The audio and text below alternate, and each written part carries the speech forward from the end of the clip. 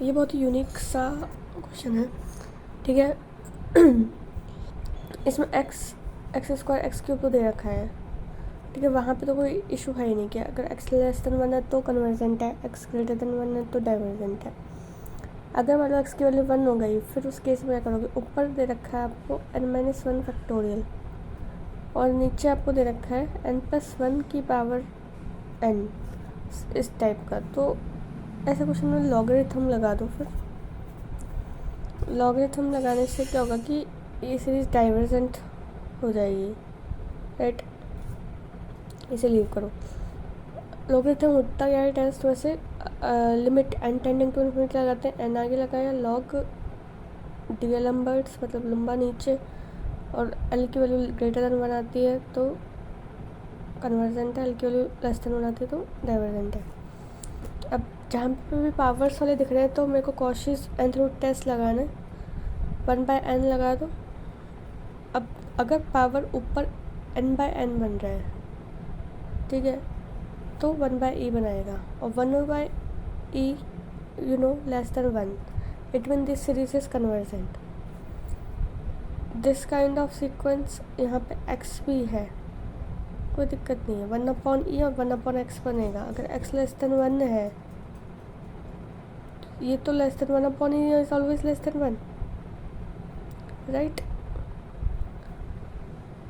और अगर x भी लेस देन 1 आ जाता है तो this series is also convergent, right? Now the second one, again the Cauchy's nth root test 1/n इसमें लगाओगे, n से n कैंसिल हो जाएगा, बचेगा ये 1 अब किसी चीज़ की पावर 0 क्या होती है, 1 1 - 1 0 is less than 1, so this series is convergent। 1/log n की पावर n लगाओ, Cauchy's nth root test क्या आ जाएगा, 1/log n, वैल्यू डालो, log इन्फिनिटी ही होगा, 1/∞ इक्वल टू 0 लेस देन 1, तो इट इज़ ऑल्सो कन्वर्जेंट।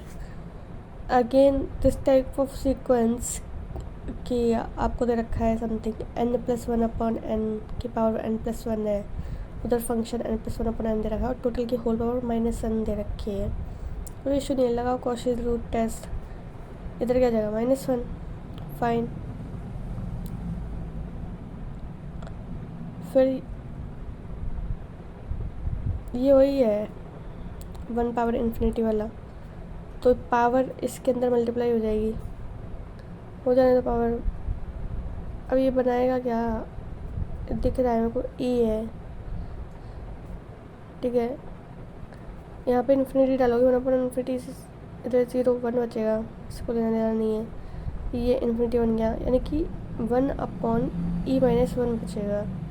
अगर इसको तो यही समझ जाओ तो ये यहाँ पे भी ये हो सकता है 1/e की पावर -1, मतलब, और ये वैल्यू ऑलवेज लेस देन 1 है, तो क्या होगी ये सीक्वेंस, कन्वर्जेंट।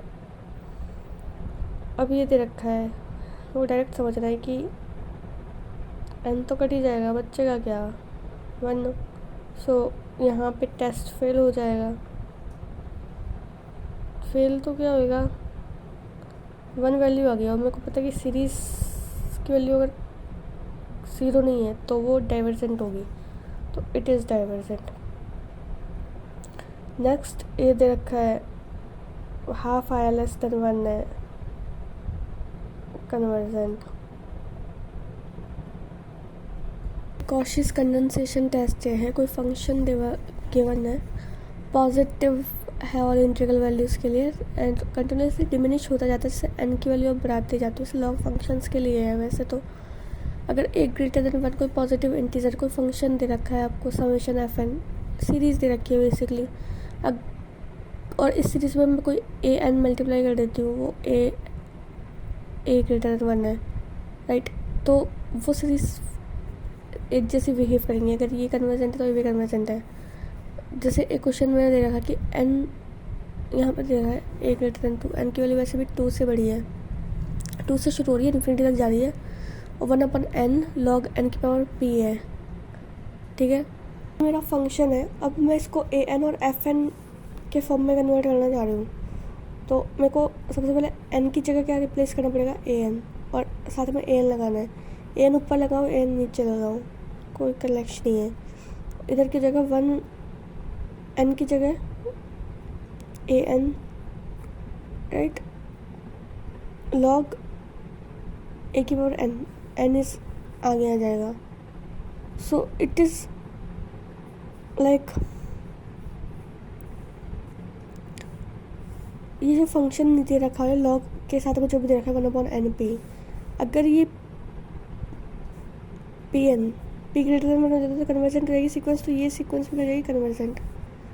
तो लॉग को छोड़ के मुझे कुछ निकालना है जो 1/n के फॉर्म में हो, मतलब मुझे ये फॉर्म बनानी है बेसिकली a की power n upon f a की पावर n। अगर मेरी ये बन जाती है फिर मैं देख लूँगी कि किस फॉर्म में जा रहा है ये। और दूसरा क्वेश्चन किस तरीके का दे रखा है इसमें कि log 2 की पावर 2 n, नीचे n स्क्वायर दे रखा है, नीचे n स्क्वायर चल रहा है पर log n स्क्वायर चल रहा है, ये टर्म है, ठीक है। तो 1/an क्या हो गया, 1/n स्क्वायर तो पावर p ग्रेटर देन 1 है, इसका मतलब ये क्या हो जाएगा, कन्वर्जेंट। तो हिंदी देखते समझ जाऊँगी कन्वर्जेंट है। तो क्वेश्चन है 1/log 2, 1/log 3, मतलब 1/log n है। अब मैं इसकी वैल्यू अगर an भी डालूँ आगे क्या आएगा, 1/n, 1/n, n की power 1 is divergent sequence, definitely this is a divergent. Question is 1/log n की पावर p दे रखा है, 1/log n की पावर p है, तो n की जगह में an, n log a बचेगा, n की पावर p है, तो p ग्रेटर देन 1 तो कन्वर्जेंट है, p लेस देन 1 तो डाइवर्जेंट है। देख लो व्हाट इज़ राब टेस्ट। राबड़ी बना दी, मतलब डीएलएम्बर्ट की। डीएलएम्बर्ट क्या था, un/un+1। राबड़ी कैसे बनाएगी, एक माइनस करना पड़ेगा भाई, राबड़ी में से कुछ तो घटाना पड़ेगा, माइनस कर दिया 1 से और टोटल को मल्टीप्लाई कर दिया n से, लिमिट लगा दिया n टेंडिंग टू इन्फिनिटी। फिर ये डीएलएम्बर्ट टेस्ट की तरह बिहेव करता है, अगर जो भी लिमिट आ रही है फाइनाइट लिमिट, अगर वो ग्रेटर देन बना रही है तो कन्वर्जेंट है, और अगर वो लेस देन बना रही है तो मतलब डाइवर्जेंट है, और अगर इक्वल टू बना गई तो टेस्ट फेल हो जाएगा राब टेस्ट। में एक कंडीशन है कि जो u1 है वो पॉजिटिव टर्म्स होनी चाहिए, अल्टरनेटिव सीरीज़ के लिए नहीं है ये। टेस्ट आता है De Morgan and bastard test, इतना ज़्यादा बास्टर्ड था कि राबड़ी से इसका काम ना चला। राबड़ी होती क्या है वैसे, डीएलएम्बर्ट्स un/un+1 में से 1 घटा देना और उसमें मल्टीप्लाई कर देना n का, ये राबड़ी होगी। अब इस राबड़ी में से भी 1 घटा दोगे, इतना ज़्यादा बास्टर्ड, ठीक है, और मल्टीप्लाई कर दे log n से टोटल को, फिर जो l आएगा वो लिमिट बिहेव करेगी as a D'Alembert ratio test. l greater than 1 है तो कन्वर्जेंट, l लेस देन 1 है तो डाइवर्जेंट, ठीक है। और ये भी याद रखो कि अगर ऊपर बेसिकली बड़ा दे रहा है और नीचे छोटा दे रखा है तो l लेस देन 1 के लिए क्या हो जाएगा, कन्वर्जेंट होगा फिर वो l लेस देन 1 के लिए, अगर ऊपर बड़ा है तो, अगर ऊपर छोटा है तो l ग्रेटर देन 1 के लिए कन्वर्जेंट होगा, अपोजिट चलता है। अल्टरनेटिंग सीरीज़ क्या होती है, सीरीज़ तो ग्रेटर देन 0 है बट चलेगी अपोजिट साइंस में। लेबनिट्ज़ टेस्ट लगाते हैं। लेबनिट्ज़ टेस्ट क्या है कि सीरीज़ को कन्वर्जेंट हम तब बोलेंगे, माइनस की पावर n ले लो, u1 एज इट इज़ -1 की पावर n ले लिया, ठीक है। सबसे पहली चीज़ ये है कि सीरीज़ डिक्रीजिंग होनी चाहिए तुम्हारी। डिक्रीजिंग मतलब ये है कि un is greater than un+1, या फिर ये कर लो कि उससे प्रीवियस टर्म की डिस्टेंस उन दोनों का डिफरेंस लेस देन 0 आए तो वो डिक्रीजिंग सीक्वेंस हो जाए। अगर सीक्वेंस डिक्रीजिंग है उस केस के अंदर उसकी जो लिमिट है वो क्या हो जाएगी, 0। लिमिट n टेंडिंग टू, ये तो पहली केस हो गई कि सीरीज़, पहली बात तो टेस्ट किसका कर रहा है, कन्वर्जेंस का। सीरीज़ डिक्रीजिंग है और उसके बाद उसकी लिमिट भी क्या आनी चाहिए, 0, n टेंडिंग टू इन्फिनिटी में, तो वो सीरीज़ क्या कह सकते हैं, लेबनिट्ज़ टेस्ट फॉलो करती है, कन्वर्जेंट हो जाएगी, ठीक है। कन्वर्जेंट भी 2 टाइप की होती है, एक एब्सोल्यूट होती है, कंडीशनल। एब्सोल्यूट मतलब बिना किसी पक्षपात के, ठीक है, हम बोलते हैं एब्सोल्युटली फाइन, यानी बिना किसी संदेह के आई एम फाइन।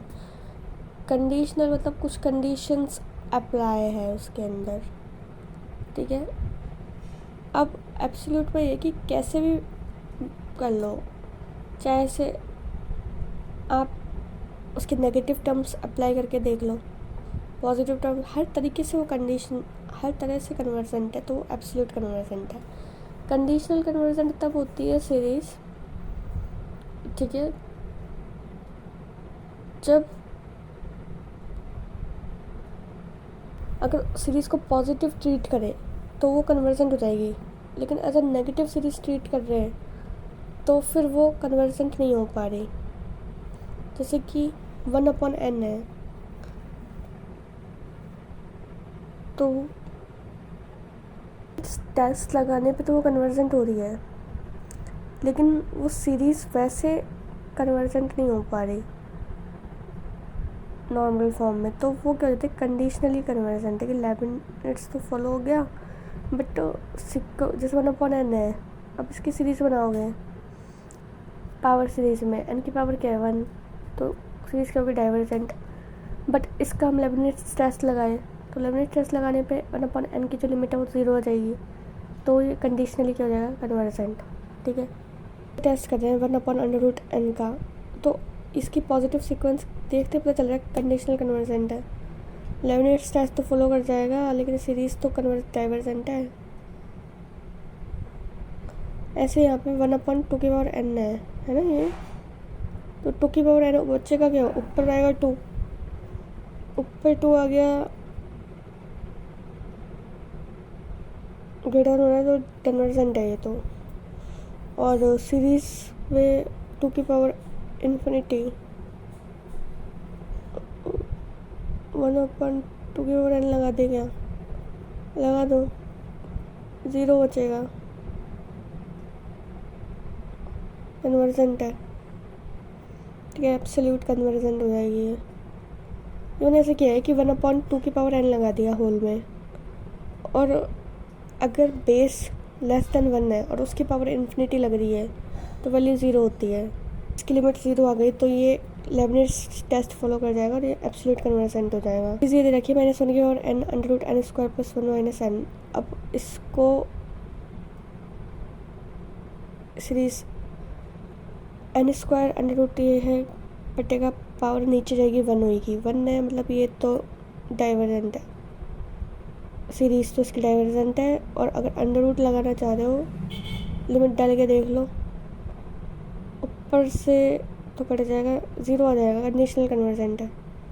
इस टाइप की चीज़ें 1/n² कन्वर्जेंट, और 1/n² is also convergent because follow Leibniz test, and this kind of series log n/√n,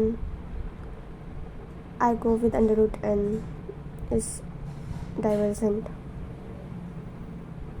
and when you find out its limit, right, so anything upon infinite is 0, so it can be 0, but it is a conditionally convergent. Condition वहाँ लग जाएगा, ये an हो जाएगा 1/√n, that is. ये चीज़ें समझ में आ जाती है अब तो, कि ये मेरे को पता है एब्सोल्युटली कन्वर्जेंट है, n² देखते ही समझ आ गया। sin 1/n है तो सीरीज़ तो कन्वर्जेंट नहीं होगी, sin 1/n इज 0 ज़रूर बन सकता है, ये लेबनिट्स टेस्ट फॉलो कर जाएगा, बट ये कंडीशनली कन्वर्जेंट है because this series is divergent. 1/n ये है, देखो जिनकी पावर n > 1 है, अल्टरनेटिव साइन हो या ना हो, it will give you the absolute convergence to you, right? Leibniz follow करने की जरूरत नहीं, लेबनिट्स तो वो सेटिस्फाई करेगा ही करेगा।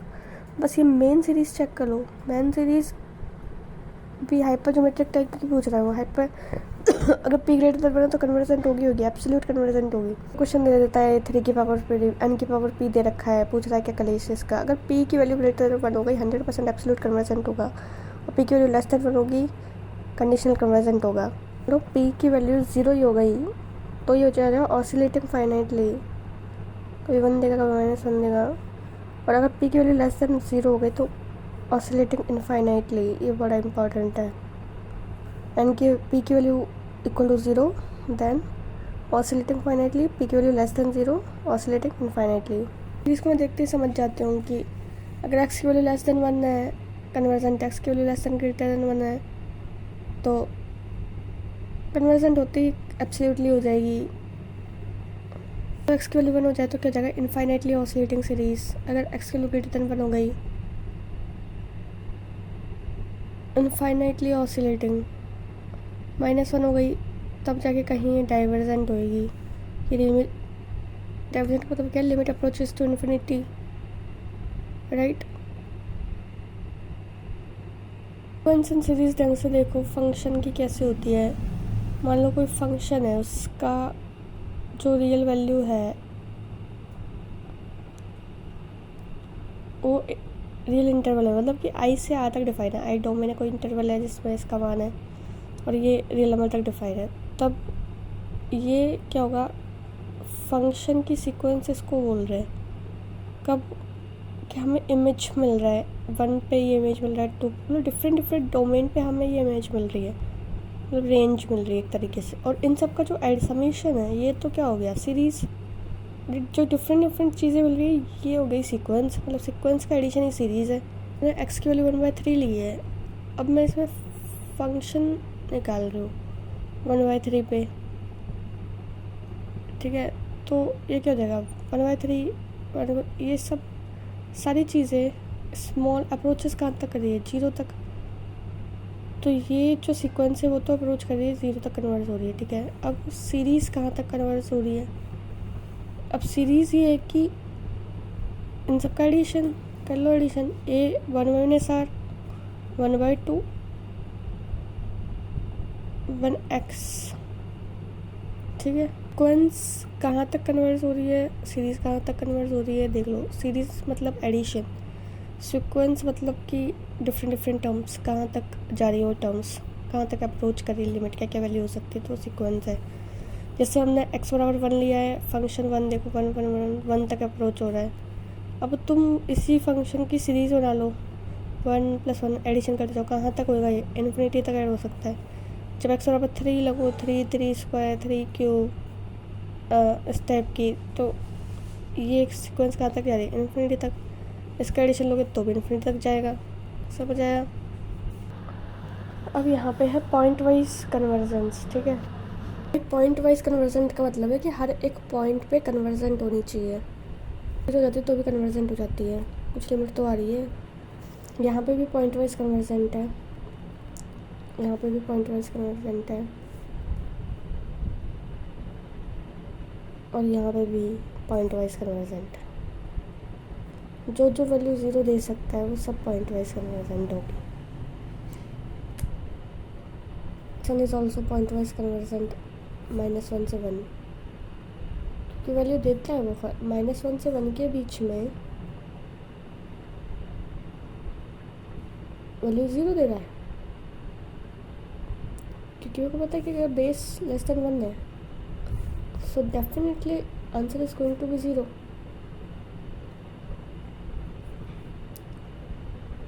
ओके, एंड इसके 1 पे 1 देना, हर एक पॉइंट पे वैल्यू निकल जानी चाहिए, तो वो पॉइंट वाइज कन्वर्जेंट है इंटरवल के अंदर, जो इंटरवल दिया हुआ है। यूनिफॉर्म कन्वर्जेंस होता है, यूनिफॉर्म कन्वर्जेंस होगा कि कोई सीक्वेंस दे रखी है मेरे को, उसका फंक्शन ये दे रखा है, सीक्वेंस ये है, फंक्शन ऑफ सीक्वेंस निकाल रहा है, जिसके लिए एप्सिलॉन को डिस्टेंस है वो 0 से बड़ी है, नेचुरल नंबर ले लिया। अब उस नेचुरल नंबर से जितनी बड़ी टर्म्स है उन सब के लिए लिमिट पॉइंट एग्जिस्ट कर रहा है, मतलब लिमिट एग्जिस्ट कर दी है, ठीक है। अभी एक्शन है, ये इसमें कभी भी यूनिफॉर्मली कन्वर्जेंट नहीं होता 0,1 में, लेकिन अगर कोई वैल्यू है जो 0 से बड़ी है a, तो उसके लिए फिर ये कन्वर्जेंट हो सकता है। 0 से 1 में तो नहीं होगा। MN test for a sequence of function में क्या है, स्टेटमेंट क्या बोलता है कि डोमेन पे इनमें वो क्या होना चाहिए, इंटरवल दोनों, उसमें अगर सारी वैल्यू कन्वर्जेंट हो रही है, मतलब कोई ना कोई पॉइंट वाइज कन्वर्जेंट हो रही है, उसके अंदर डोमेन में। उसके बाद हम ये अप्लाई करेंगे कि जो फंक्शन है of series is equal to function, मतलब ये है कि इसकी पॉइंट वाइज कन्वर्जेंट है, क्योंकि डिफरेंस का जो सुप्रीमम होगा, मतलब इसकी जो मैक्सिमम वैल्यू होगी तो निकाल लो, ठीक है।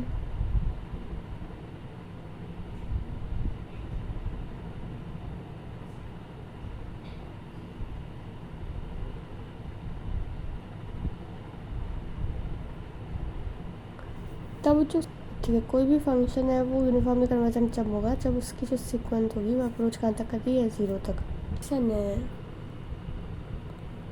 अब इंटरवल अगर मान लो k <1 है, अगर इसकी मैक्सिमम वैल्यू निकालेंगे तो 1 आएगा, आपको मालूम है। लेकिन अगर 1 इंटरवल में नहीं हो तब ये यूनिफॉर्मली कन्वर्जेंट हो जाएगा। लेकिन अगर 1 इंटरवल में नहीं रखा ना तो ये कतई भी यूनिफॉर्मली कन्वर्जेंट नहीं हो सकता, क्योंकि मैक्सिमम वैल्यू 0 आनी चाहिए यूनिफॉर्मली कन्वर्जेंट के लिए। नेक्स्ट है x/n+x, और x बिलोंग कर रहा है 0 से लेकर इनफाइनाइट तक कुछ भी, ठीक है। n वो नेचुरल नंबर हो सकता है। मैक्सिमम वैल्यू 1/2 हो रही है तो 0 नहीं हो रही मैक्सिमम वैल्यू, तो ये भी यूनिफॉर्मली कन्वर्जेंट नहीं है। पे n टेंडेंट टू इन्फिनिटी लगा रहे हो तुम तो 0 हो गया, पर f(n)x भी 0 हो रहा है क्या, होना चाहिए f(n)x और f(x), तो इनका कॉफिशिएंट 1/n है, और n tending to 0, n tending to infinity becomes 0, तो इसकी मैक्सिमम वैल्यू तो 0 आ जाएगी, तो ये क्या हो जाएगा, यूनिफॉर्मली कन्वर्जेंट। x और नीचे x का कॉफिशिएंट लेना है, अगर दोनों का कॉफिशिएंट 0 नहीं हो रहा तो कन्वर्जेंट, यूनिफॉर्मली कन्वर्जेंट नहीं है। दोनों का कॉफिशिएंट से n टेंडेंट टू इन्फिनिटी रखने पर वैल्यू 0 हो जाती है मैक्सिमम वैल्यू, तो कन्वर्जेंट है। देखो n है, नीचे n² है, ठीक है।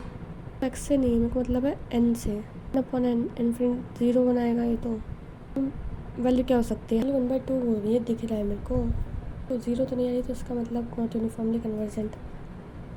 मैक्सिमम वैल्यू कैसे निकालते हो, फंक्शन का डिफरेंशिएशन करके, फिर जो x की वैल्यू निकल के आती है उसे हम फंक्शन में डालते हैं, तब जाके उसकी मैक्सिमम वैल्यू निकलती है। तो ये क्या हो जाए, ये होता है मिनिमम मैक्सिमम कॉन्सेप्ट, कि उसका डिफरेंशिएशन करो विद रिस्पेक्ट टू x, फिर वैल्यू निकालो x की, जो है फिर x की वैल्यू रखो, फिर हमें जो मिल रहा है तब जाके पता चल रहा है कि ये यूनिफॉर्मली कन्वर्जेंट नहीं है। तो डायरेक्ट ध्यान रख लो, उसमें कुछ नहीं है। 1/n बचता है तो जाके कन्वर्जेंट होगा। यहाँ पे x की वैल्यू डालनी पड़ेगी, क्योंकि x और x² है, तो कन्वीनियंट ही नहीं है, तो नॉट यूनिफॉर्म कन्वर्जेंट। जो सम टेस्ट क्या है कि डोमेन में ये कोई सीरीज़ दे रखी है, ये यूनिफॉर्मली कन्वर्जेंट तब होगी जब ऐसी एक सीक्वेंस डिफाइन है जो इससे तो बड़ी है कम से कम, ठीक है। और अगर वो कन्वर्जेंट हो रही है तो ये भी कन्वर्जेंट हो जाएगी। जैसे कि ये दे रखी है cos nx/n², हमें पता है cos nx की वैल्यू 1 और -1 के बीच में होती है, तो it is always 1/n² is always greater than this, right. 1/n² is always convergent, so this sequence is uniformly convergent, right. 1/n⁻p है, n⁻q है, x² है। अब ये इसमें बड़ा टर्म क्या है, 1/n⁻p, इससे तो ये टर्म बड़ी हुई है हमेशा, तो अगर p > 1 है तो ये यूनिफॉर्मली कन्वर्जेंट हो जाएगी, p <1 है तो ये यूनिफॉर्मली कन्वर्जेंट नहीं होगी। ऐसा क्वेश्चन है कि x/x⁻p n⁻q x², ऊपर x दे दिया, ऊपर x दे दिया है तो कुछ नहीं, डिफ्रेंशिएशन करके निकालना पड़ेगा ये वैल्यू, इसकी मैक्सिमम वैल्यू निकालेंगे, और मैक्सिमम वैल्यू अगर कन्वर्जेंट है तो ये कन्वर्जेंट है, तो मैक्सिमम वैल्यू x⁻n⁻p⁻q/2 पे आती है।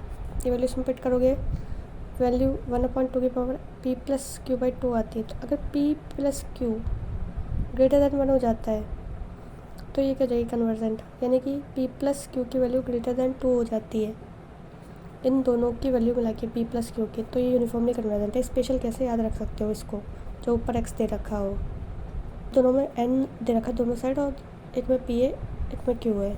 सीक्वेंस क्या होती है कि मतलब कोई सीक्वेंस दी हुई है, उसको क्वेश्चन सीक्वेंस तब बोलेंगे जब एक डिस्टेंस टू 0 से बड़ी है, वहाँ पे कोई एक ऐसा नेचुरल नंबर एग्जिस्ट करता है कि अगर उससे बड़े हम दो नेचुरल नंबर्स लें और उस पर हम सीक्वेंस की वैल्यू फाइंड आउट करें, तो उन दोनों का जो डिफरेंस है वो ई से लेस आएगा, ठीक है, उसको क्या बोलेंगे, कॉची सीक्वेंस।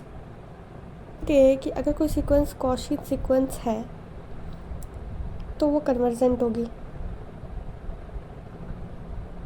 कन्वर्जेंट है कॉची सीक्वेंस होगी, कन्वर्जेंट है तो बाउंडेड होगी, बाउंडेड नहीं है तो कन्वर्जेंट भी नहीं होगी।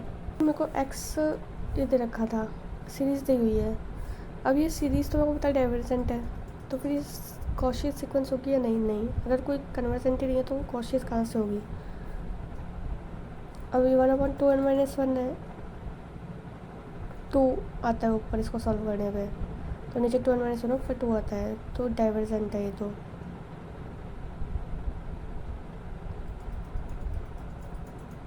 ये सीक्वेंस डाइवर्जेंट कन्वर्जेंट नहीं है तो कॉची सीक्वेंस भी नहीं होगी। इंटरवल में फंक्शन कंटिन्यूस नहीं है